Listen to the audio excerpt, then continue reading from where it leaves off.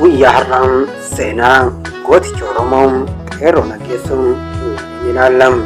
Ani kan isin faana turu Abdul Jabbaar Jeelaaniin toora yuutuuba keenyaatiin daandii leenjisootiin qeerroo naggeessuun maqaan dhaloota isaa Hasan Nageessoo kan jedhamudha yookaan Ahmad Nageessoo kan jedhamudha. Qeerroo naggeessuun iddoon dhaloota isaa kutaa Arsii aanaa Degseetti kan dhalateedha. Qeerroon gootichi Jaabarbadaam bara 1880 keessa falmaa sirna mirga isaa, sirna dachee isaa, sirna namummaa, eenyummaa fi aadaa duudhaa isaa kan eegsisedha. Qeerroon loloota hedduu irratti kan hirmaate, injifannoo fi gootummaadhaan kan galmeesse galuudha. Seenaan qeerroo naggeessoo akka armaan olii kanatti kan dhageessan ta'a. Faana turtii godhaa isiniin jenna.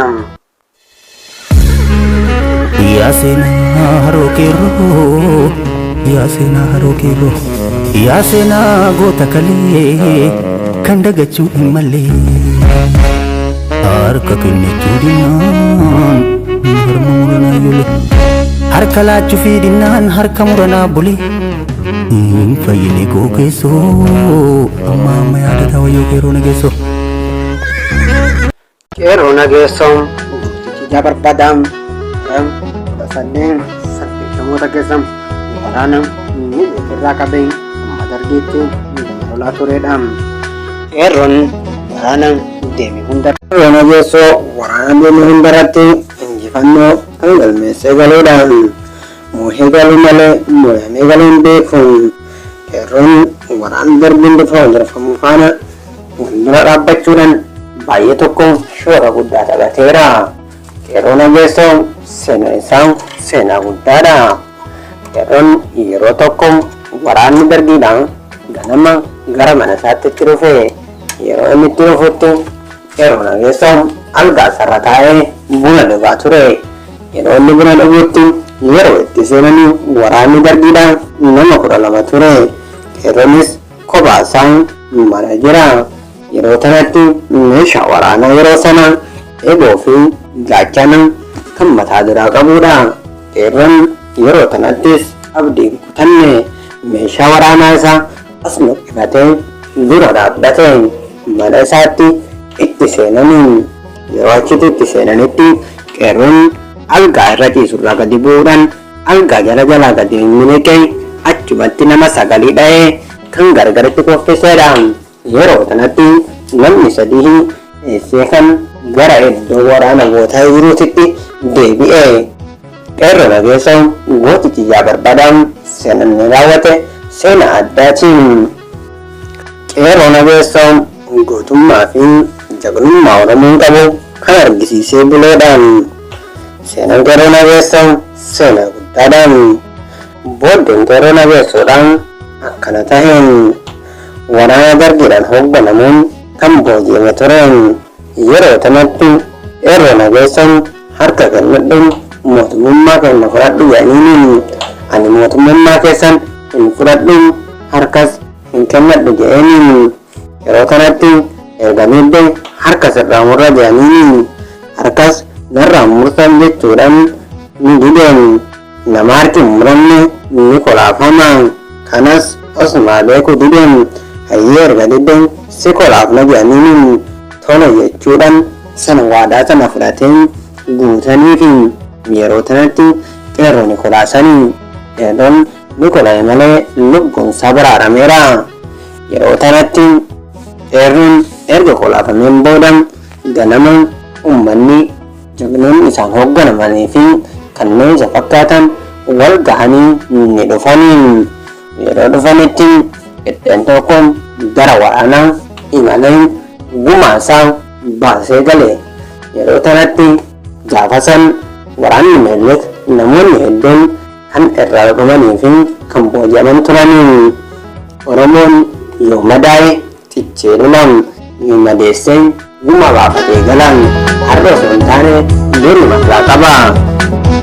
Yeroo kanatti qeerroo naggeessoo otoo hin argatin konkolaataa qeerroon ijoollummaa isaatiin loltummaa fi ijoollummaa irratti kan guddate osoo ilma argatiin waraana seenuudhaan waraanni meeleketti dhufeen yeroo waraanni meeleketti dhufetti mana ilmoo argachuutti hin seenne tureen.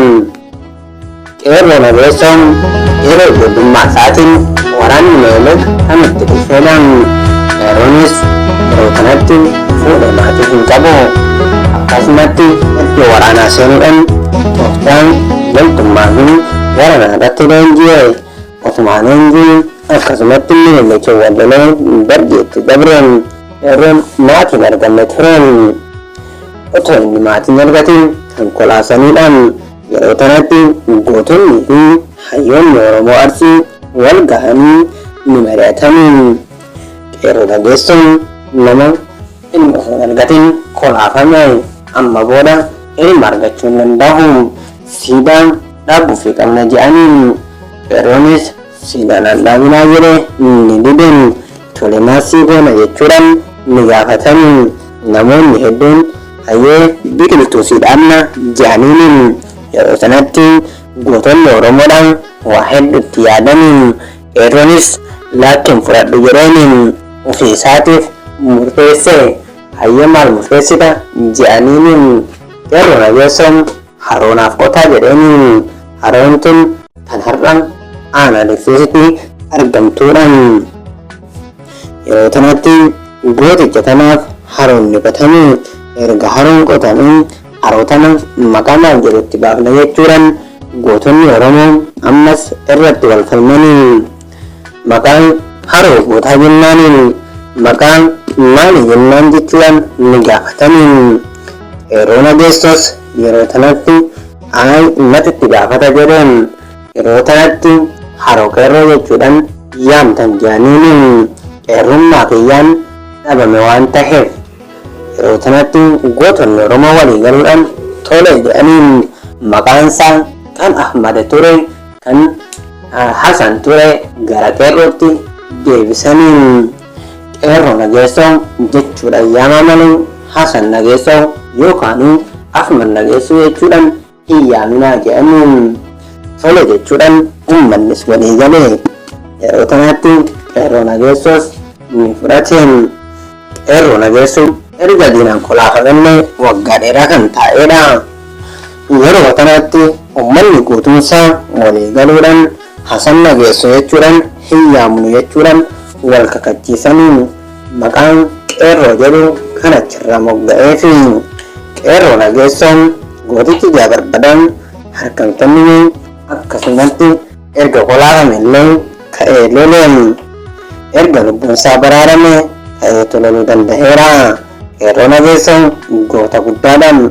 Seenaa qeerroon adeessoon paartii tokkoffaan isa kanaan kan dhufuun walitti deebinaan. Seenaa qeerroon adeessoon wanna hin qabnu ganaa seenaa bal'atu jira.